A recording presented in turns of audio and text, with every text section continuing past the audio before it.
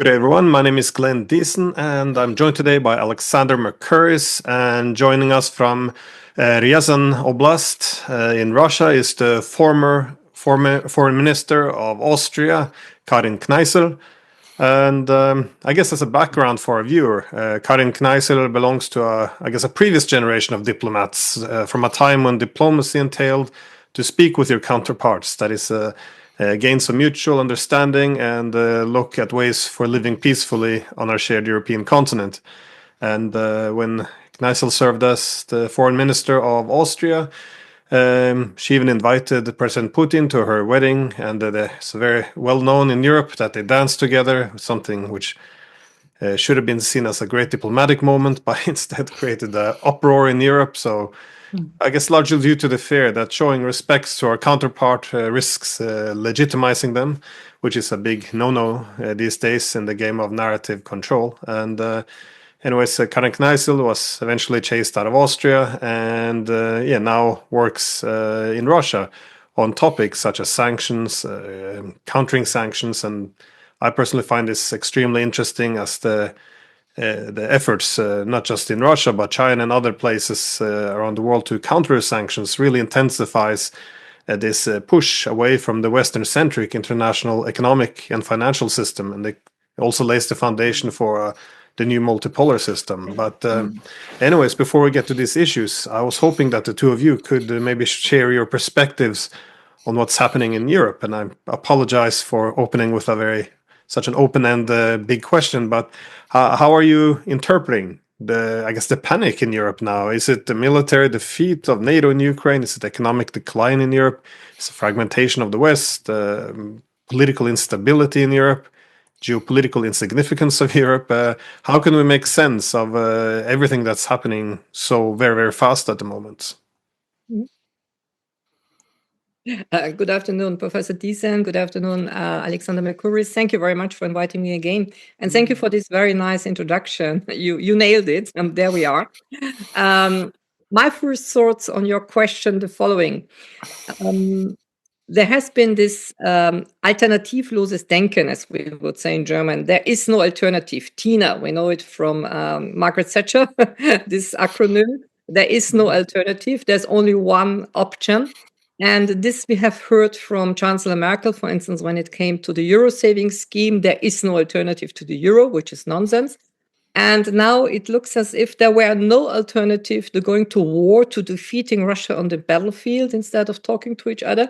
So this thinking without any alternative, that has put every European EU cabinet high up on the tree, and now they don't know how to climb down the palm tree to be on speaking terms again. And this, I think, is the fundamental issue, that thinking in scenarios, thinking through your action of today, your wording of today to the very end, what Max Weber called Verantwortungsethik, the ethic of responsibility, that you assume every consequence of today's action, as opposed to moral ethics, the ethics of moral. You're screaming, you're shouting, you are standing with Ukraine, standing with Israel, standing with Taiwan, whatever. What I call this emotional activism that teenagers do, but adults shouldn't do. So this we have seen in 2015 with the opening of all sorts of gates when it comes to irregular immigration. We have seen it with the pandemic, and we see it now once again in a new situation, not so new today, 24th of February, 3 years of the starting of another chapter of military conflicts between Russia and the West. I completely agree. Can I say that what I think is disorientating the European political class is, obviously there's a lot of things going on. The war in Ukraine is being lost. There's issues about what the United States is doing, things which are in some ways being overstated, because it's important to stress that all that's happening at the moment is that the Americans and the Russians are talking to each other. But there are two things that I think have shocked the Europeans more than anything. The first is the point that Karin has made, which is that the rhetoric has become so important that it has taken over from politics, from policy, from strategy, from anything. So suddenly this whole rhetorical structure that has been created over such a long time is disintegrating. And this is horrifying because it takes away their words. They're, getting up, making speeches about how we're going to stand solidly behind Ukraine and support Ukraine forever and defeat Russia and all that kind of thing. And, the Russians are the new Germans coming with their panzers to take over Europe and establish the new Russian Empire across Europe. All of that is suddenly, all that language, all that rhetoric is suddenly being stripped away. And the second, and this is where I think Karin is perhaps particularly well positioned to discuss, is that they've been able to hide behind their rhetoric and not engage in diplomacy. They can't do diplomacy anymore, not with the Russians, not with anyone. A foreign minister like Annalena Baerbock, who probably won't be foreign minister for much longer, who turns up in various countries and lectures the people at the other side, is not conducting diplomacy in any meaningful sense. Now, suddenly, diplomacy is returning. The Americans and the Russians are talking to each other. They've had a productive meeting in Riyadh. The presidents of America and Russia are talking to each other.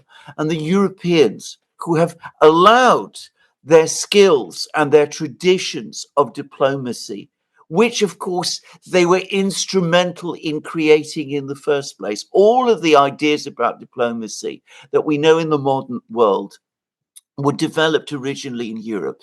Anyway, the Europeans have lost those skills and they don't know what to do.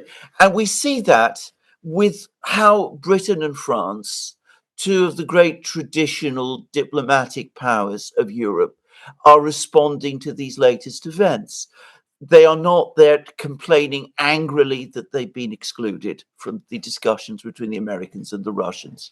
They're not, however, themselves doing what they could quite easily do in this situation: send their own foreign ministers or their own ambassadors to talk to both capitals. There's no thought of Starmer and Macron going to Moscow, which they could meaningfully do, where they could have a serious discussion with the Russians in parallel to the one that the Americans are conducting. Instead, they're scuttling off to Washington, trying to persuade the Americans to reverse the course that the Americans have already said they will be taking. Yeah. So there it is. Yeah. And Professor Diesen, if I may add one momentum that I have always tried to share with my Russian colleagues here who saw the Europeans as exclusive vassals of Washington. I said, no, they are doing it by themselves. I personally, in this short period of serving as Minister of Foreign Affairs, I never ever had a problem with Washington. It was I managed to talk also to Mike Pompeo. The problems I had on whatever initiative I tried to take, whether it was a demining project for Syria, whether it was a structured dialogue with Russia, any topic I tried to advance, I got the niet from Brussels. It was always the high representative, the so-called foreign minister of the European Commission. And this made my life difficult in trying to advance things. And I think it has now been clear to the rest of the world that there is something like a symmetry between Washington and Moscow, which you don't have between Washington and Brussels or Moscow and Brussels. And this symmetry of two big countries, which are so, even I might say, the longer I live here now in Russia, I discover so many parallels between the Americans and the Russians. One thing that struck me most in the beginning here is this kind of informal approach by Russians by calling each other by first name, of course, in the Russian way of calling each other with the patronym of their father, Ivan Ivanovich. This is more formal than the US-American way of call me Bob. My name is Robert. Call me Bob, and let's be friends. But it's this informal way which has never existed on the European side to that extent, and it's above all its geography. It's big countries, and if I may bring up here one anecdote. In June 2001, so 24 years ago, I had the privilege to attend the first encounter between then US President George W. Bush and President Putin in Slovenia. It was Bush's first trip to Europe, and I think he visited about half a dozen places. Finally, he arrives in tiny Slovenia. Finally, he's in front of somebody who is somehow symmetric to him, And I was under the impression that he was relieved that there was one person to talk to and not this then 18 EU members. So what I wanted to say is that between US and the Russian Federation, there is something like a symmetry. And this symmetry comes back into weight. And this is, I think, also very frightening to the Europeans, because geography is back, history is back, and they feel it now with every sense of, in the literal sense, they feel the irrelevance. And even so, Alexander mentioned they could just send the ministers of foreign affairs, they could dispatch the ambassadors. Yes, you're fully right, but they are. What can they offer? The neutrals are not anymore there, and the neutrals could offer to facilitate a dialogue. I always said there is no mediation needed. The Russians and the Americans are grown up enough. They have a huge apparatus. They can talk to each other direct. They don't need this intermediary. The Saudis were now facilitating the place where to meet. Yes. But this would have been done in the past by the Finnish or by the Swiss or Austrians, but we know that they are not anymore the facilitators, because there is no such thing as neutrality left on the European continent. Yeah, I was curious if part of the problem here is that. It seems some of the problems we had after the Cold War, that is to overcome the bloc politics. This is what seems to be, I guess, unraveling against the will of the Ukrainians, because as long as there was some tensions with Russia, the way the alliance system would work is the Europeans at least are reassured that United States would be committed to Europe to as long as Russia's standing next door. And for the Americans, they knew that if there's some tensions with the Russians, the Europeans would be economically and politically more obedient. But I think this is the big time we're living in. This Europe is becoming much less relevant. The US is recognizing that in the multipolar system, it has to start to harmonize some of its security interests with the great powers, and that's simply not that much Europe anymore, but instead Russia. So, but instead of adjusting to this, it feels like we're getting trapped into this rhetoric. Like everyone has to sign up for the same slogans, and once they signed up for it, there's no alternatives anymore, as you said. So we say these things like, stand with Ukraine, and what exactly does it mean? And would we treat it as a fixed concept? Well, it means that we don't talk to Russia. We continue to send weapons, irrespective of what's happening on the ground. So we can't come with all these slogans that NATO has to be allowed to expand. Russia can't say anything. Even though it cannot be achieved, Ukraine has to get all its territory back, even though we know it's not going to happen.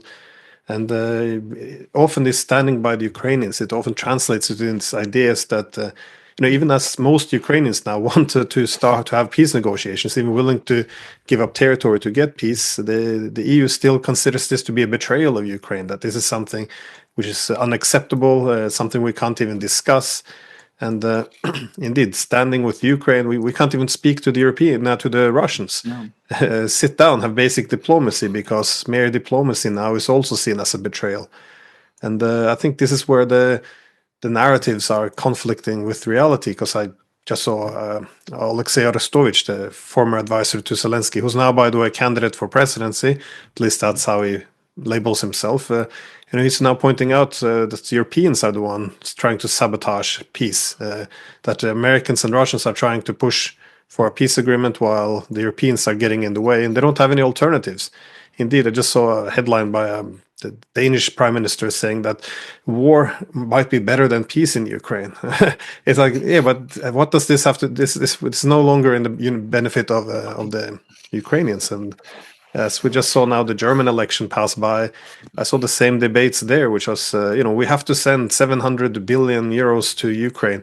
If you don't, you stand with Putin. If you support sending all the weapons and money, then you stand by Ukraine. And they create this simple artificial binary alternatives. And it's impossible to have any sensible diplomacy, it seems. So I just don't understand how the Europeans are going to come around. Well, one thing that I have been elaborating on in my book Requiem for Europe, which I published last year. I started writing it in 2022.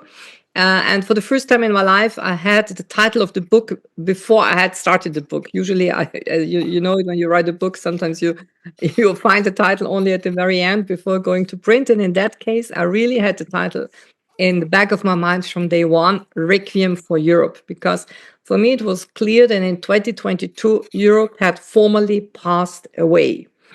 And when I speak of Europe, for me, it's the Europe of rule of law and the Europe of freedom. I am not thinking so much about the Europe of now the Judeo-Christian values, etc. It's all about this Europe of the, let's say, revolutions of the 19th century, the Europe of 1848. It's all about freedom and rule of law. For me, that was the Europe I was grateful for. Now that Europe has passed away, and maybe we saw just for a little period of time, we saw this Europe that adapts, that wants to create prosperity and kindness.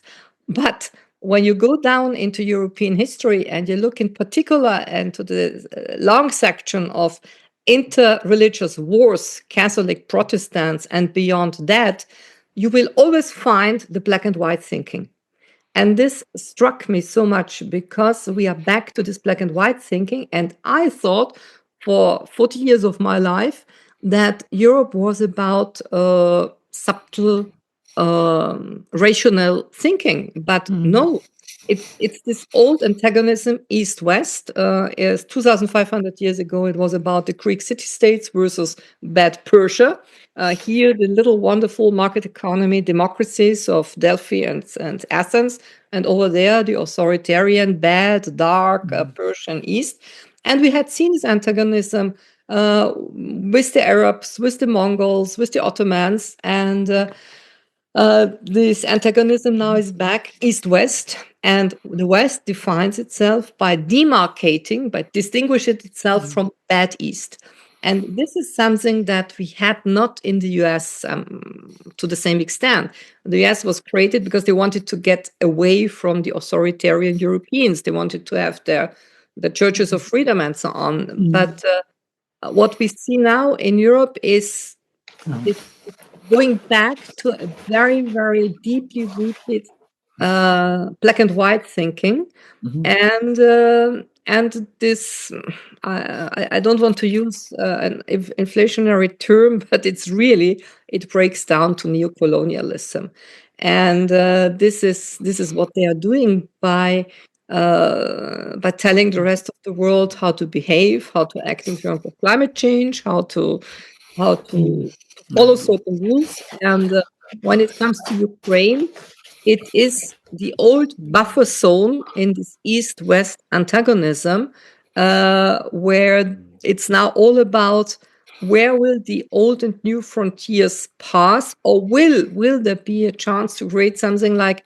truly mutually recognized borders, so that you have sovereignties that are clearly separated from each other? Because what we have seen in Ukraine, and Ukraine as a semantic notion, it's the Krai, it's the region, it's the frontier, as opposed to the Granica, to the clear-cut border boundary. Yeah, I would agree. I mean, I would say that if you're talking about, this attempt to divide, to say we're good and the others are bad, Well, the former High Representative of Foreign Policy of the European Union, Mr. Borrell, talked about Europe as the garden and the rest of the world as the jungle. It's exactly what Karin was just saying, just there. I mean, he said it, and the extraordinary thing about that was that there was no pushback. None of the European governments came back and said, no, you can't talk this way. There was no attempt made to persuade Mr. Borrell to apologize or to retract those words. And you spoke about it being a colonial imperial mindset. Very few people know that this expression, contrasting the garden and the jungle, originates, in fact, with the British poet Kipling, who was, of course, the poet of empire, the poet of colonialism and of empire. So you see, we are actually clinging on to these things. But talking about something else, which is going back about the fact that Europe's irrelevance has been exposed, its weakness has been exposed. If you don't talk to people, if you either lecture them or refuse to talk to them, then of course you will lose relevance. Inevitably so in the modern world. You had talked to the Russians, who are your biggest and most powerful neighbors, then obviously that makes you, in the general world, less meaningful. If you're not going to go to other countries and take them, show proper respect to them, listen to what they're saying, engage with them in the kind of way that you should, then of course you're going to lose relevance. It's not just about physical power, about armies and fleets and those sort of things that people are putting altogether too much weight on. If I can just go back to a person whom I'm sure you remember, Bruno Kreisky. He was the Austrian chancellor. He led a country that was not, let's put it like this, a superpower. And yet he carried enormous international weight, as I remember. I can remember he was going around, people in all sorts of places were interested in him because, well, he was a charming man. He listened to what people said. Maybe there were criticisms that could be made of him within Austria. But no doubt at all, people took him seriously and judged him as important. And we could do the same in Europe. We could work on the many things that we have working for us, our culture, our civilization, our cities full of great artworks, the enormously pleasant things that we can offer people, attractive and beautiful things that we can offer to people. But no, we come, we talk shrilly, we lecture, and then when diplomacy begins, we can't engage in it. And I just want to say one very last thing, and this is about my own country, which is Britain. We have in Britain this horrible, well, it's not horrible, it's a tradition of debating. We have all these debating societies. I've attended many of them. I used to be very good at it. We do it at school, we do it at university, we do it at the Inns of Court. The House of Commons is essentially a debating society in which we spend all our time scoring points off each other. That is not how diplomacy is done. There is no point in going and scoring points against Vladimir Putin. He's not going to be impressed if you do that. You're not going to win anything, achieve anything by doing that. And in Britain specifically, we need to bring this whole habit, which has become compulsive. As I said, it permeates large parts of our educational system back under control because it is doing a huge amount of damage. It's shifting everything from the point of rhetoric towards rhetoric away from the practical business of trying to create consensus. Sorry, I was wondering that I saw Jeffrey Sachs recently visit the European Parliament, and it was strange to me to see, I guess, an American having to tell the Europeans to, I guess, snap out of it and start really restoring some autonomy and strategic thinking. I guess a key part of his argument, I guess, could be summarized as the Europeans have being made. It's been so dependent on the US for so long, to the extent they outsourced the foreign policy, that they ended up essentially not doing strategic thinking anymore. But I was also thinking that perhaps it's the problem is much wider. That is, all these European countries that they can't really unite based solely on common national interest, as they have very divergent interests. So they became maybe too dependent on this moralistic virtue signaling politics, where they just scream out, what is right, what is wrong, and effectively shaming all opposition. And I guess this goes back to what both of you were commenting on, which is this history of Europe where everything is black and white. That is, historically, we had the civilized, and you have the barbarians. So obviously, there's no alternative. You have capitalism versus communism. There's, again, white is white, black is black, and there's no gray. Then we have the comfort of a liberal democracies versus authoritarianism.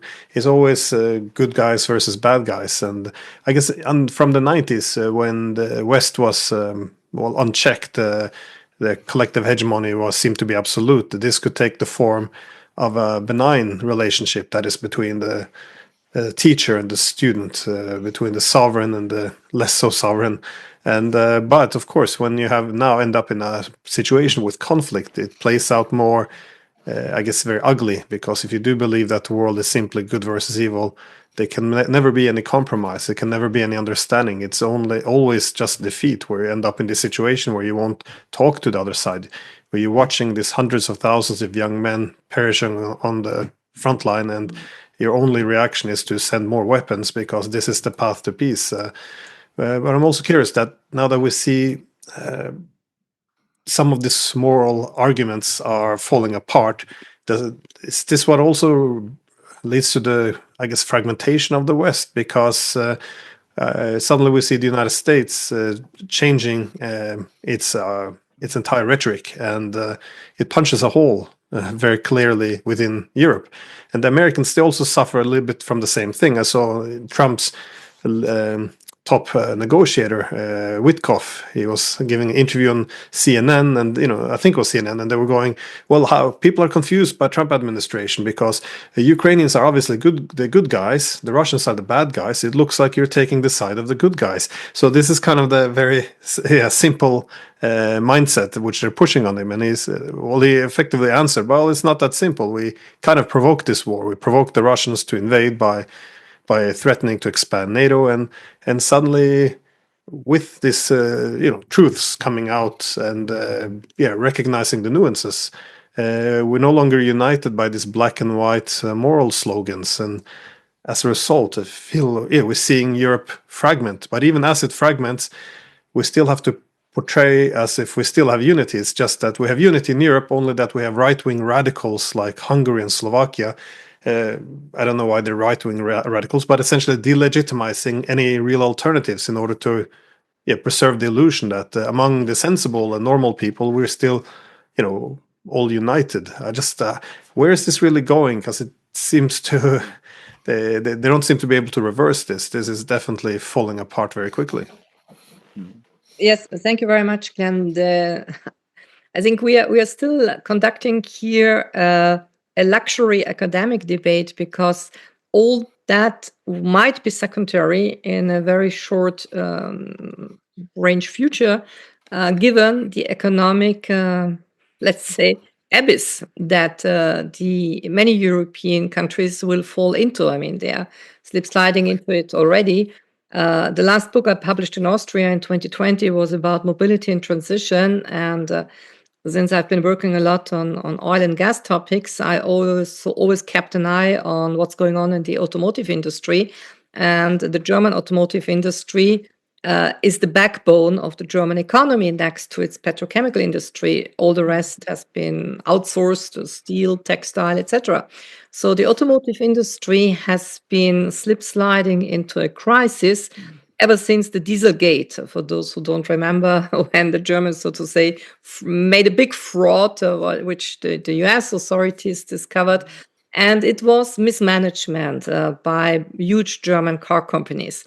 And what's going on right now in Germany has happened before in Italy to Fiat, it has happened to Renault, and it's now happening to Volkswagen and BMW, namely factories turning into museums.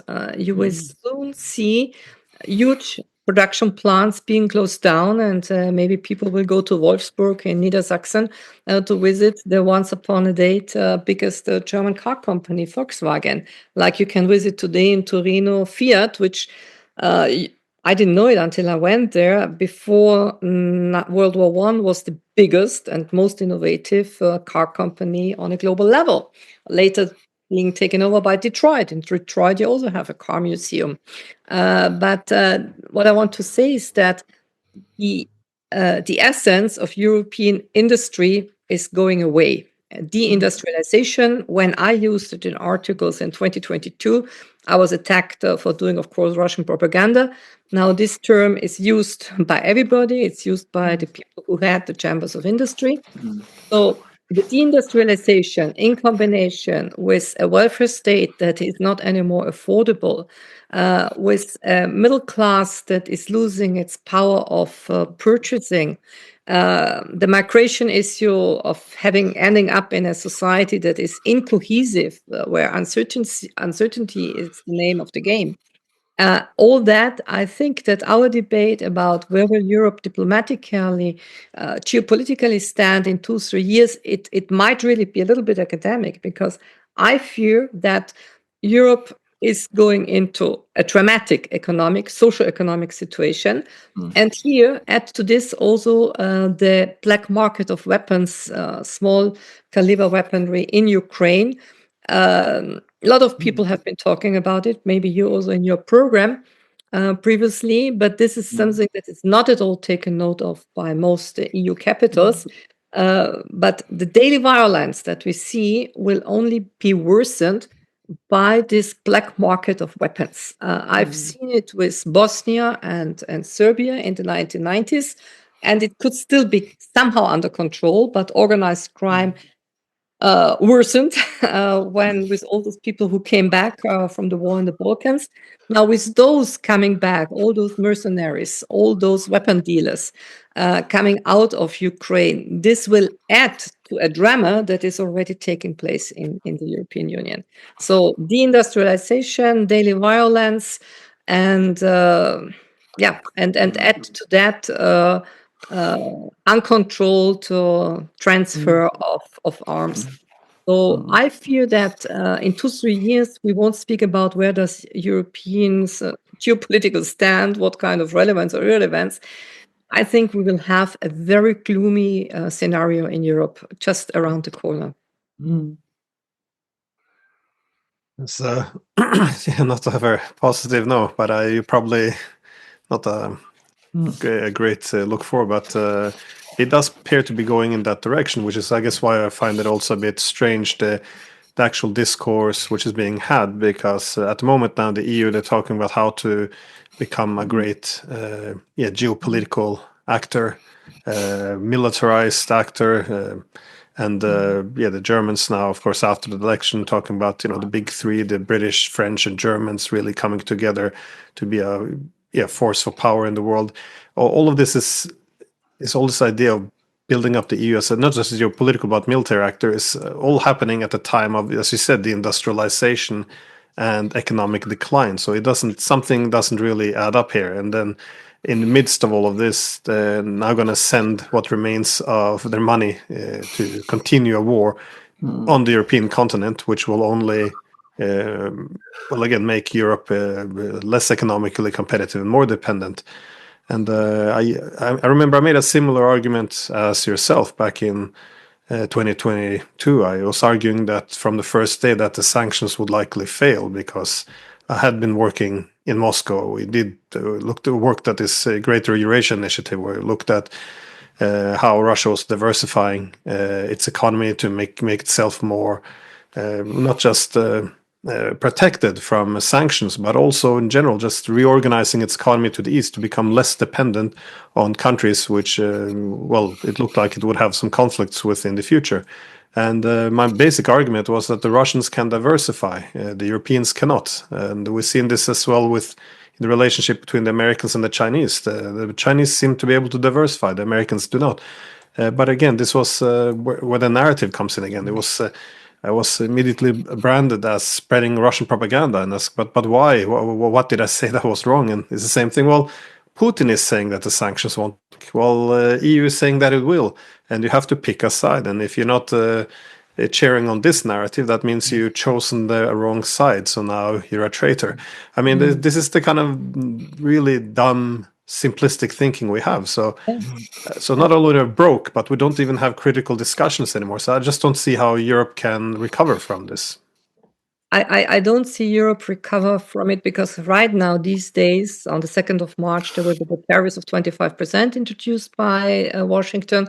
It's truly sandwiched between the unilateral sanctions the EU on today, on the 24th of February, only reaffirmed, put the 16th sanction package with sort of aluminium and video games. So this is today, 24th of February, 16th sanction package doesn't work. They lost a huge market. The automotive industry lost its best market just in front of the house door, and they will not be able to regain it, even if they started in this year, which they won't. And on the other side, they have the tariffs. So it's the worst scenario you could imagine that Europe is in. And in 2018, I already expected the Trump then to put the Europeans in front of, especially the Germans, in front of a decision. Either you close down Nord Stream 2, or there will be the car tariffs. That what was the talk in Washington, and I expected them to do something like that. But then came miraculous Jean-Claude Juncker and, so to say, softened everything and could obtain something like a ceasefire on a trade war with Washington. And then things changed in 2019 once again with a new administration. But this time, Europe is really squeezed between the sanctions that hit in particular the German industry, and the huge supply line for the Germans, which is Austria, which is Czech Republic, which is Slovenia. And for good reasons, countries like Austria and Czech are on the very, very low list, on the bottom of the list of economic figures, and according to EU statistics. So it's the worst time ever for the Europeans. And all that is homemade. It was not done by anyone from the outside. It's really their own disaster they created themselves. And it's not only the sanctions and the tariffs, but at that, the bureaucracy they have created themselves, and energy transition that simply does not work. And so this mix of red tape, green energy, and tariffs, I think Europe is really on the path, especially Germany, of an economic disaster. I have to say, it's a very, very bleak future, but I agree, and I've seen it. The first type of work that I did back in the 1980s was, of course, in Britain, and it was legal work in which, amongst other things, I was doing quite a lot of work for industrial companies in and around London. And I visited their factories at that time, and I remember being absolutely horrified by what I saw there. British factories in London, engineering factories at that time. I mean, quite often machine tools that dated from the pre-World War One period.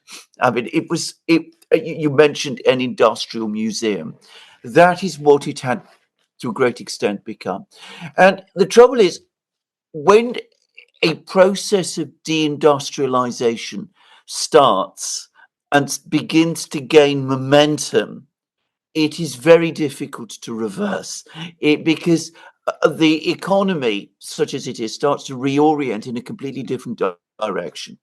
And the factors that work in the economy prevent reindustrialization, and indeed tend to work to intensify deindustrialization processes. I've seen that play out very, very clearly in Britain. And the only way to do that, to change things round, would be to have, I think, a very strong, very, very purposeful government, which is prepared to plan over very long horizons, all but impossible to imagine in Europe today, especially given the very fragmented political situation in Europe today. And above all, if you really want to reindustrialize in a way that makes sense and achieves the kind of economic resilience that people are talking about, you need stability. And for stability, you need peace. All of these things are connected with each other. If any part of it isn't there, then this is a very difficult thing to do. You need to train a skilled workforce. You need to build up your engineering schools. You need to set up proper planning institutions or agencies, because industry requires at least elements of planning, which are not, by the way, incompatible with market solutions, contrary to what people persistently think. And I don't see any sign of that in Europe today. I don't see any sign of that in my own country, in Britain. But I've been listening to what the various parties in Germany have been saying, and they're not addressing these issues at all. Not the CDU, CSU, not the SPD, obviously, not the Greens, who have their own vision, which, as far as I'm concerned, is completely utopian and unrealizable. And I'm not even sure that it really believes in industry anyway. The FPD, the FDP are basically all about keeping budgetary controls. They're not really looking beyond these things. Even within the IFD, which some people think of as the more interesting and divergent party, there are some people who do talk to some extent about these things, but the party as a whole is not focused on them. And the same is true right across Europe. So I don't really see any basis for thinking that reindustrialization is going to happen. Yeah. No, and what is fascinating that here in Russia, from day one, Russians who are fast learners, as I could witness myself, were able to adapt to new situations in a very impressive way. And this I would not see happen in Germany or France. There would be panicking, there would be collective suicides or whatever. But here people simply moved on. There was one defector in diplomacy, one diplomat from the Russian mission to Geneva left, but all the others who were even lured by, I think in London, the Russian ambassador, he recently said in an interview, the MI6 tried to make him quit his service. And that happened across the globe, maybe. But people simply stuck to their country and went along. And this for the last 3 years. And yes, it came along with certain sacrifice. The military dimension is one big sacrifice that has hit not the entire society, but it has come as a disaster to those families who lost their beloved ones. But when it comes to the GDP as such, the country, not only that it survived, it could even improve, because ever since 2014, when the first huge sanction package was done against Russia, you saw this pressure for diversification. And Russia has ozone and wildberries. Europe has only Amazon when it comes to delivery services.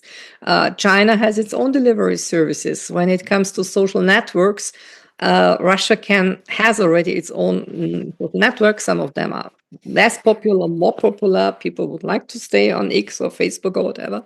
But they have VK, they have the alternative.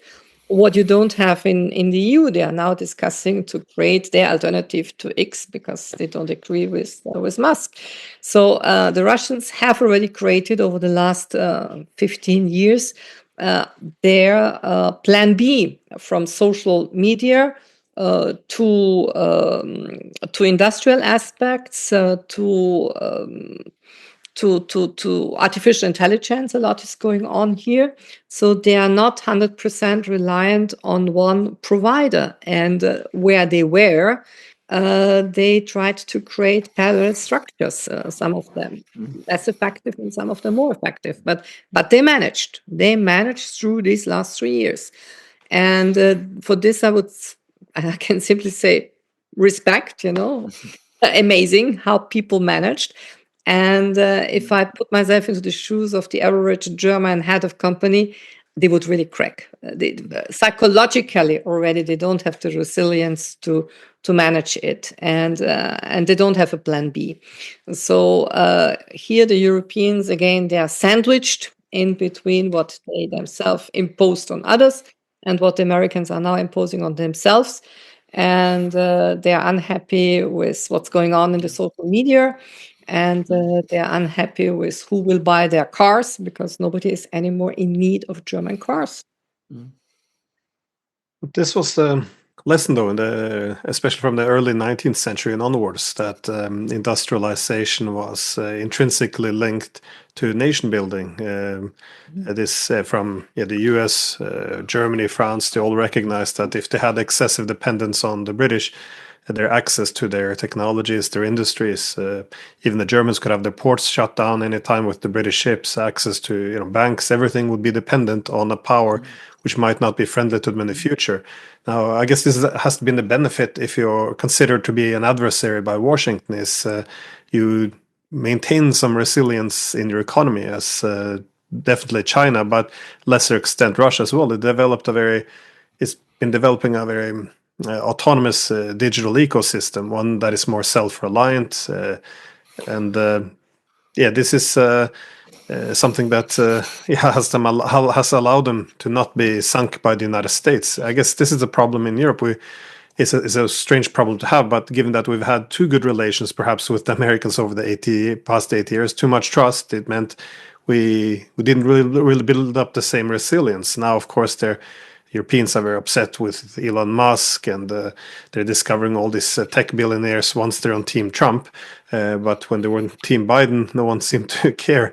But does this have to be part of the European recovery, I'm wondering? Because the European problems, they go very deep. Again, if one will look at Germany as the case study, the death of the car industry, obviously, also because they fell back on the digitalization, which is a key component of this fourth industrial revolution. They didn't really develop that much technological sovereignty in these new technologies. And of course, all these problems were amplified further by severing their own connections to energy, by cutting themselves off the Russians, and of course the Americans, by taking out Nord Stream, severed the rest of it. Also, political stability, as you both mentioned, but can any of this occur within the format of the European Union, I guess, would be my question. Because for the Germans, the main logic after World War II was they would build Germany on the two pillars of the European Union and NATO. This is where they would have a comfortable rise. But now, suddenly, we see Merz talking about perhaps NATO is under threat because the Americans aren't with us. We need alternatives. And can the European Union exist? I mean, this is the bureaucratic monster that has been created.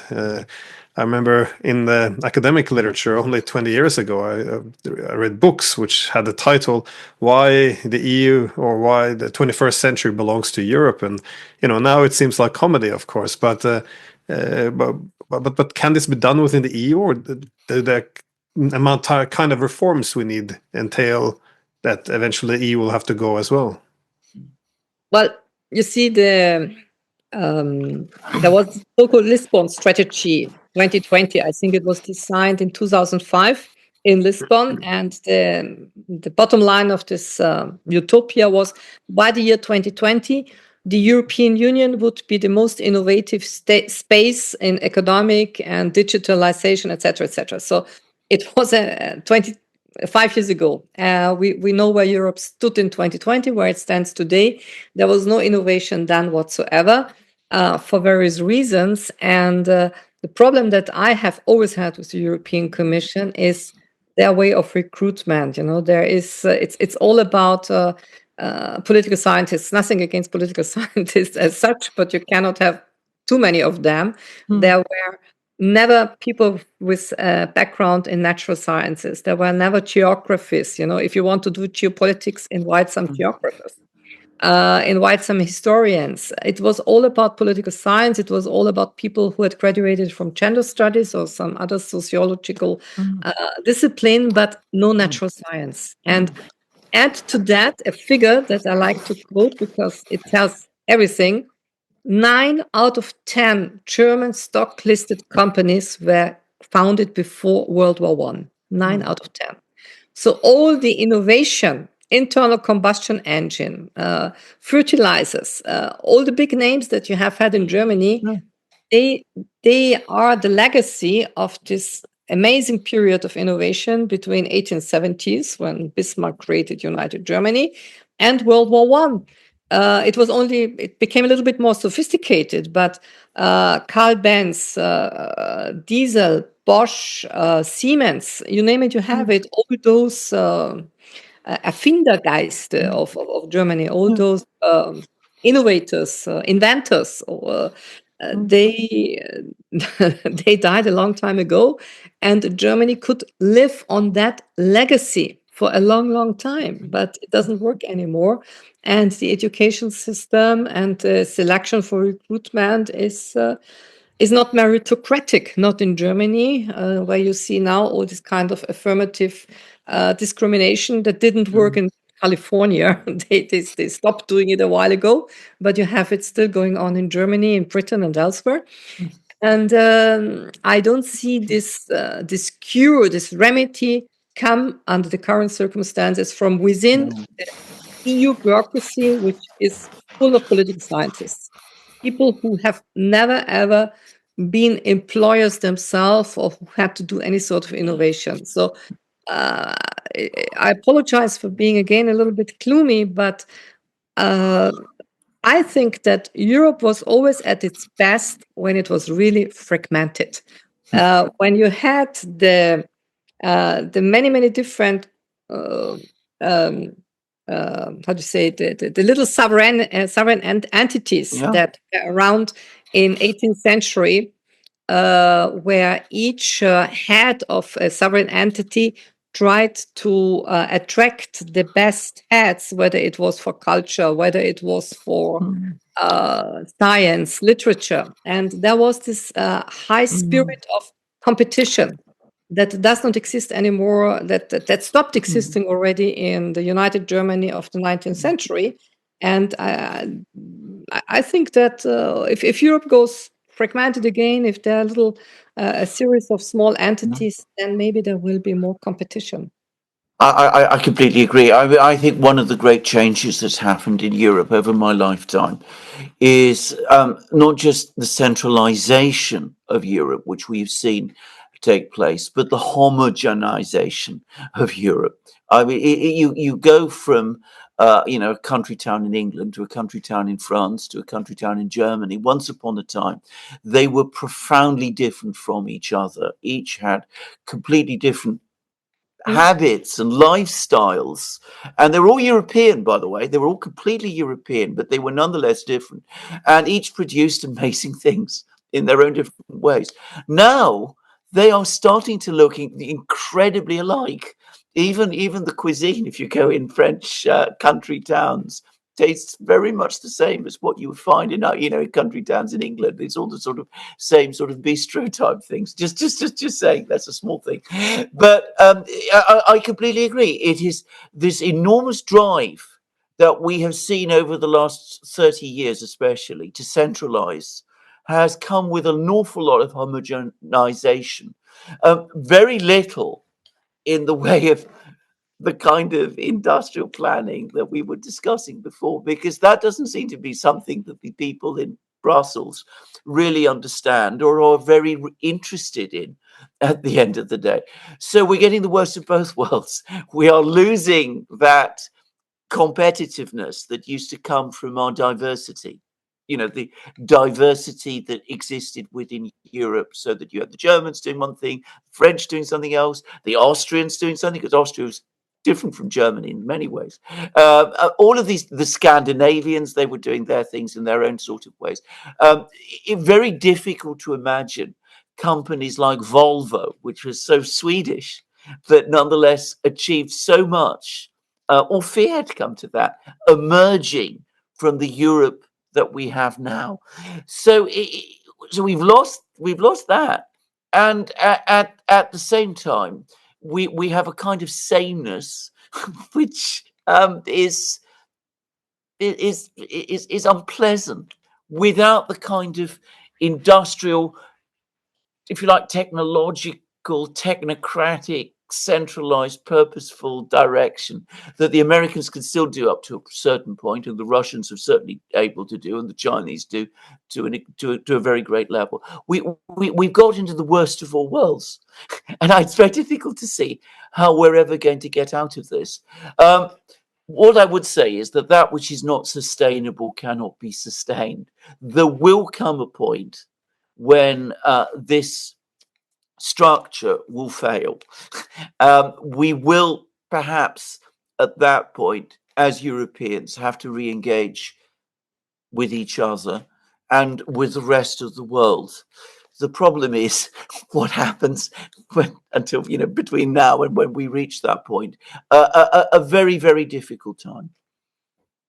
Well, it's very strange that we now look at, because of more Europe unity, it's always held as the, again, being no alternatives to use this phrase again, but this idea of some fragmentation being a positive thing, it has a deep root in Europe. This was a key idea behind the Greek city-states as well, that if you had all the separate cities operating a bit individually, this would allow for experimenting with different forms of governance, economics, politics, and indeed, this was also translated into the US political system, where the states would have a lot of powers.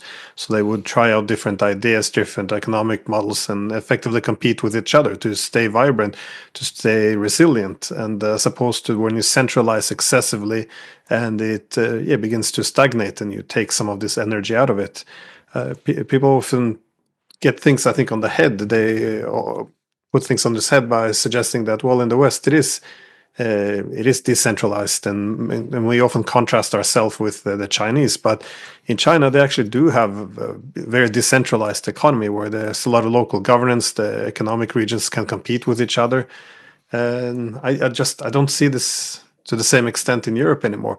Not just the competition in terms of economics, but also in terms of political ideas. And that's why it's always fascinating that we have Hungary in Europe, because they look what happens when they break out. They suggest, well, we want a bit conservative policies. We're going to focus on preserving the family as an entity. Well, perhaps diplomacy between Russia and Ukraine would be good to have an end to the war.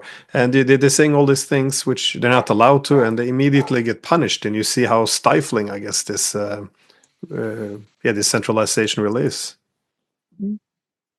Well, thank you for bringing in Hungary, because it's a culture that is very dear to me, and I used to live very close to Hungary in terms of geographic distance.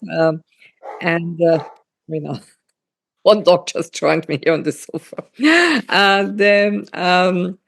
The Hungarians have been scolded over the last 15 years for not being European enough, but this is just an illustration of this ahistorical thinking that you have in Brussels when it comes to Europe as a whole, because it was the Hungarians and it was also the Polish who paid a very high price for European values such as freedom and rule of law. And this is simply forgotten in Brussels. And the Hungarians are the Hungarians. I happen to study a little bit of Hungarian language. And the Hungarians have simply nothing to do with their immediate neighbors. They're closer to the Turk people in Central Asia in terms of ethnic and cultural legacy. So this is definitely an interesting example. And Viktor Orban, he himself is a political phenomenon. But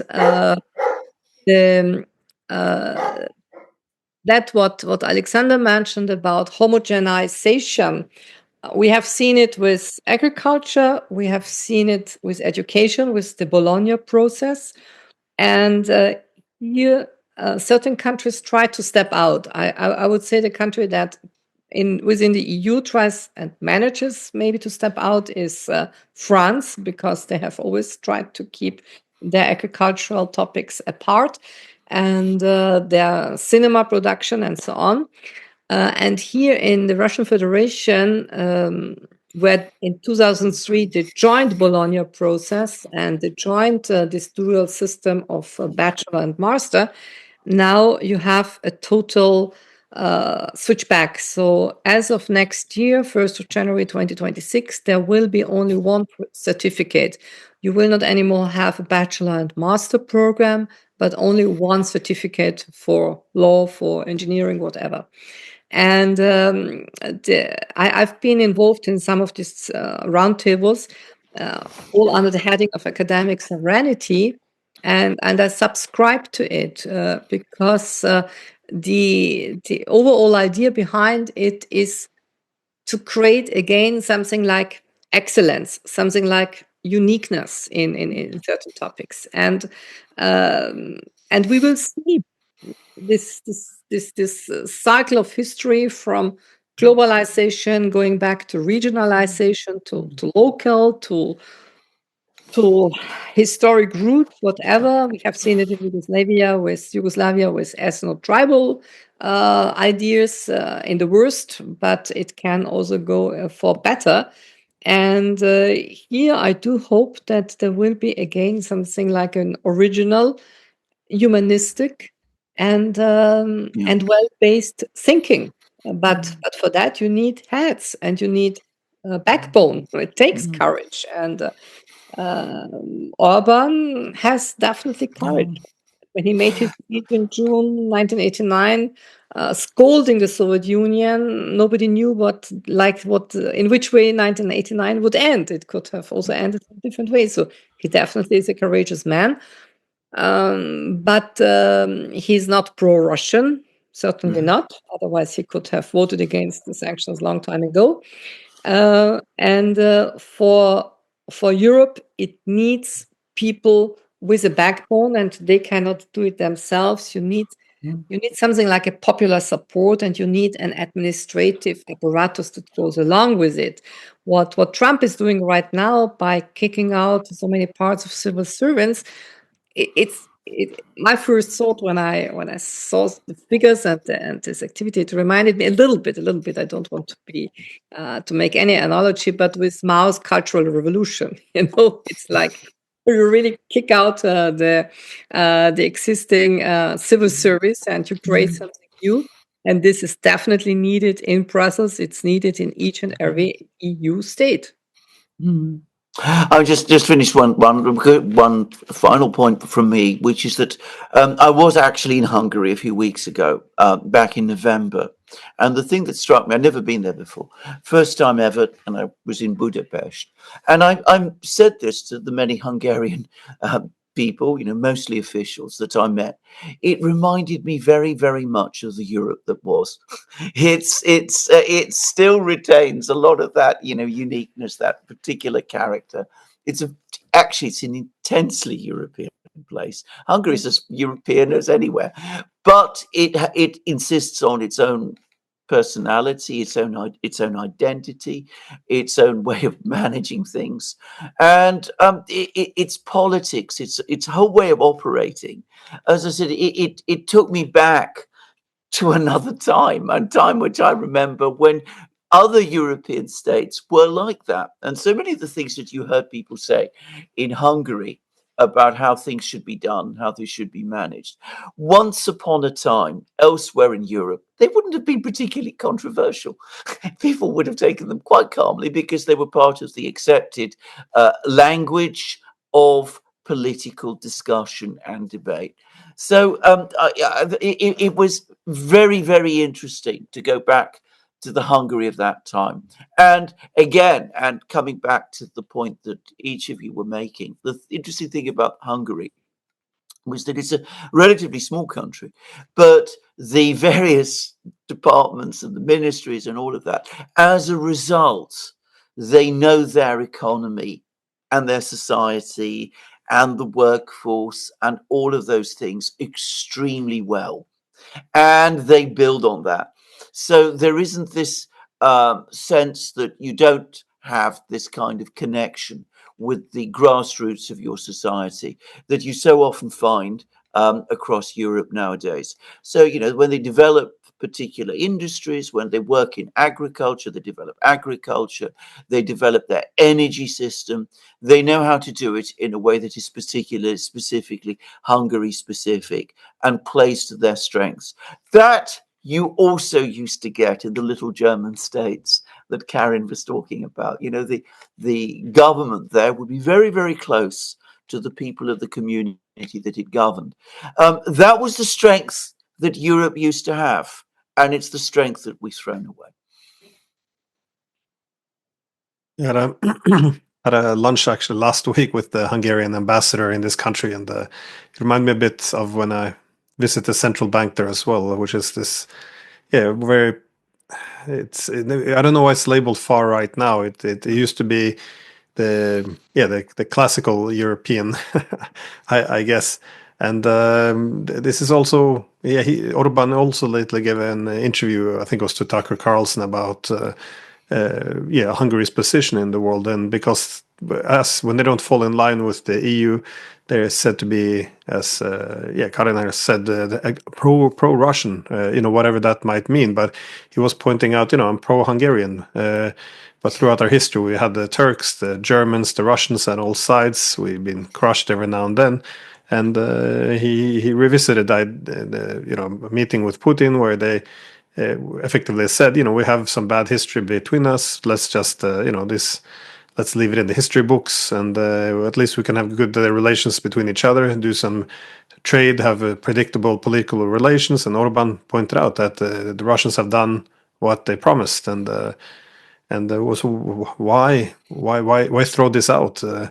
It's so strange to me, and it reminds me a bit about the recent Munich meeting as well, where they had was it the Chinese? I think they had it was a Chinese guest there, and they were asking, why are you still keeping relations with Russia? Your strategic partner, your main energy supplier.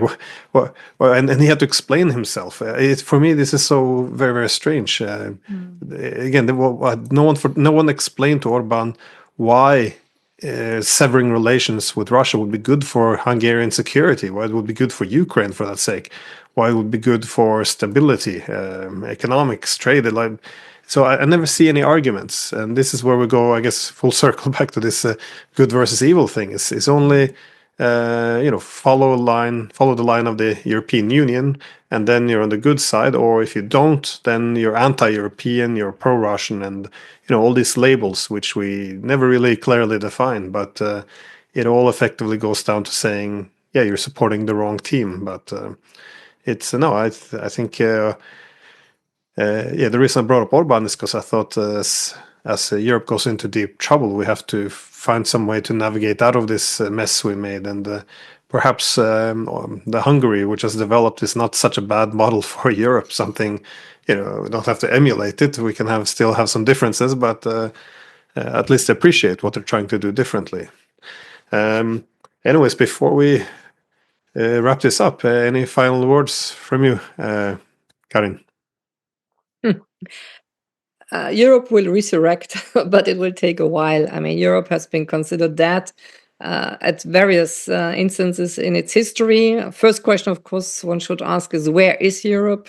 Is Armenia Europe? Is the British Islands Europe? Etc., etc. And we see now also a reshuffling here on different concepts. London wants to get back to the continent to a larger extent than still a year ago, and we have a rearranging of where this Europe is. But when it's all about EU Europe, I'm not very confident that the way it is functioning right now will be sustainable for many years to come. First of all, it's economic, financial reasons. The budget is already exhausted.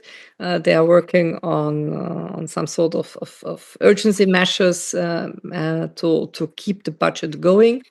And this Europe, this bureaucratic Europe, is most probably doomed to fail. And the Europe as such, the legacy, this mysterious destination of utopia for many, and I speak here with my shoes in Russia and in West Asia, because I know this romantic illusion that Russians and people in Lebanon, in Syria, in Egypt would have of Europe. And this is how I often discovered my own Europe through their own eyes. And here in Russia, there's a big romantic illusion about what Europe is. So if that Europe wants to come back, and if that Europe can serve as a destination for academics, can serve as as the new creativity for the next big symphonies and literature, arts, works of literature, then something has to happen. You have to move out of this bureaucratic monster that is there, and I hope that it will come back. It will certainly come back. Only that I think I've just turned 60. I won't see it in my lifetime come back. I once upon a time, I knew a Europe. I was not proud of it. I was grateful for it. I had not fought for it. I was not in 1848 fighting for freedom. I was not in 1945 building it up. So I got the best of this Europe in the 70s, 80s, and I was grateful for it. Yeah. But now it's gone. Yeah, I agree. I absolutely agree. It will come back, but probably after our lifetime, and there has to be a massive relearning process in for that to happen, and that will not come without traumatic change. I have nothing further to add apart from that very bleak point. But yes, I agree. We will see a Europe return eventually, but what form it will be, we'll just have to wait and see. In the meantime, our political leaders are seen to be intent on making the situation even worse.